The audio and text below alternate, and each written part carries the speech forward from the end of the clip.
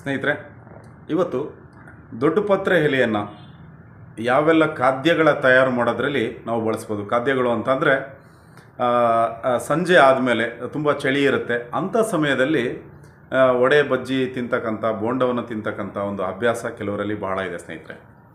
ಇಂಥ ಒಂದು ಅಭ್ಯಾಸ ಇರತಕ್ಕಂಥವ್ರು ಔಷಧಿ ಗಿಡಗಳನ್ನು ಬಳಸಿ, ಔಷಧಿ ಸಸ್ಯಗಳನ್ನು ಬಳಸಿ, ಗಿಡಮೂಲಿಕೆಗಳನ್ನು ಬಳಸಿ ಅದರ ಜೊತೆಗೆ ಆರೋಗ್ಯವನ್ನು ಕೂಡ ಕಾಪಾಡ್ಕೋಬೋದು. ಮತ್ತು ಖಾದ್ಯಗಳು ಇದರಿಂದ ಯಾವ ರೀತಿ ತಯಾರಾಗುತ್ತೆ ಅನ್ನೋದ್ರ ಬಗ್ಗೆ ಒಂದು ಸರಳವಾದ ಮಾಹಿತಿಯನ್ನು ನಾನು ಇವತ್ತು ನಿಮ್ಮ ಮುಂದೆ ತೆಗೆದುಕೊಂಡು ಬಂದಿದ್ದೀನಿ ಸ್ನೇಹಿತರೆ.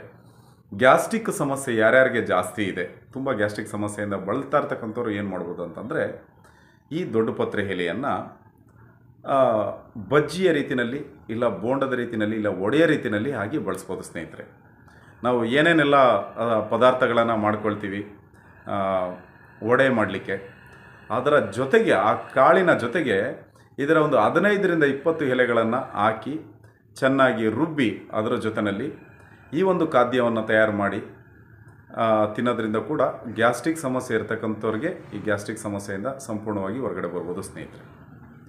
ಹಾಗೂ ಯಾರ್ಯಾರಿಗೆ ಬೋಂಡ ಬಜ್ಜಿ ತಿನ್ನಬಾರ್ದು ಇರ್ತಕ್ಕಂಥವ್ರು ಏನು ಮಾಡಬೇಕಂತಂದರೆ, ಈ ದೊಡ್ಡ ಪತ್ರೆ ಎಲೆಯನ್ನು ಪ್ರತಿನಿತ್ಯ ಬಳಸ್ತಕ್ಕಂಥ ಸಾಂಬಾರು ಪದಾರ್ಥದಲ್ಲಿ ಬಳಸ್ಬೋದು. ಮತ್ತು ಇದು ಒಂದು ಅದ್ಭುತವಾದ ಚಟ್ನಿಯನ್ನಾಗಿ ಬಳಸ್ಬೋದು ಸ್ನೇಹಿತರೆ. ಬೆಳಿಗ್ಗೆ ರೊಟ್ಟಿಗೆ ಇಲ್ಲಾಂದರೆ ದೋಸೆಗೆ ಇದನ್ನು ಏನು ಮಾಡ್ಬೋದು ಅಂತಂದರೆ, ಬೆಳ್ಳುಳ್ಳಿ, ಮೆಣಸು, ಜೀರಿಗೆ ಈ ಎಲ್ಲ ಪದಾರ್ಥಗಳ ಜೊತೆಯಲ್ಲಿ ಸಂಪೂರ್ಣವಾಗಿ ರುಚಿಗೆ ತಕ್ಕಷ್ಟು ಉಪ್ಪನ್ನು ಹಾಕಿ ಇದನ್ನು ಚಟ್ನಿಯನ್ನು ಮಾಡಿ ಬೆಳಿಗ್ಗೆ ತಿಂತಕ್ಕಂಥ ತಿನಿಸಿನ ಜೊತೆಯಲ್ಲಿ ಇದನ್ನು ಬಳಸಿದ್ದೆ ಆದರೆ ಗ್ಯಾಸ್ಟ್ರಿಕ್ ಸಮಸ್ಯೆಯಿಂದ ಸಂಪೂರ್ಣವಾಗಿ ಹೊರಗಡೆ ಬರ್ಬೋದು ಸ್ನೇಹಿತರೆ. ನೋಡಿ, ಎಂಥ ಅದ್ಭುತ ಗುಣಗಳನ್ನು ಹೊಂದಿರತಕ್ಕಂಥ ದೊಡ್ಡ ಪತ್ರೆ ಎಲೆ ನಮ್ಮ ಮನೆ ಮುಂದೆ ಇದೆ.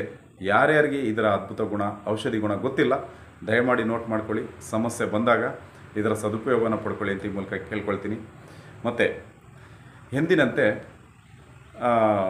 ಪ್ರತಿ ಅಮಾವಾಸ್ಯೆ ದಿವಸ ಶ್ರೀ ಶನಿಮಹಾತ್ಮ ಸ್ವಾಮಿ ದೇವಸ್ಥಾನ ದೊಂಬರಟ್ಟಿ ಕುಣಿಗಲ್ ಹೈವೇನಲ್ಲಿ ಕಣ್ಣಿನ ಸಮಸ್ಯೆ ಇರತಕ್ಕಂಥವ್ರಿಗೆ ಗಿಡಮೂಲಿಕೆಗಳಿಂದ ತಯಾರಿಸಿದ ಔಷಧಿಗಳನ್ನು ಹಾಕ್ತೀವಿ.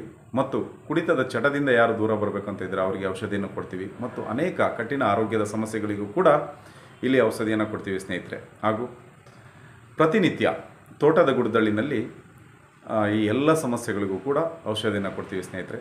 ದಯಮಾಡಿ ಸಮಸ್ಯೆ ಇರತಕ್ಕಂಥವ್ರು ಇಲ್ಲಿಗೆ ಭೇಟಿ ಮಾಡಿ ಸಮಸ್ಯೆಯಿಂದ ಹೊರಗಡೆ ಬನ್ನಿ ಅಂತ ಈ ಮೂಲಕ ಕೇಳ್ಕೊಳ್ತೀನಿ. ನಮಸ್ಕಾರ ಸ್ನೇಹಿತರೆ.